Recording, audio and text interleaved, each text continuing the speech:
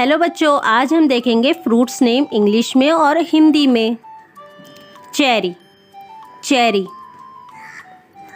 Dragon fruit, dragon fruit.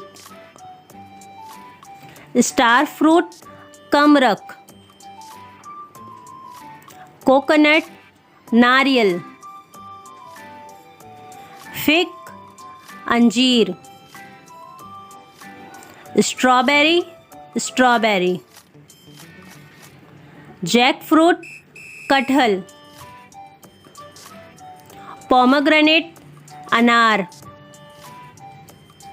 Guava, अमरूद। Gooseberry, आंवला। Pear, नाशपाती। वाटरमेलन, तरबूज।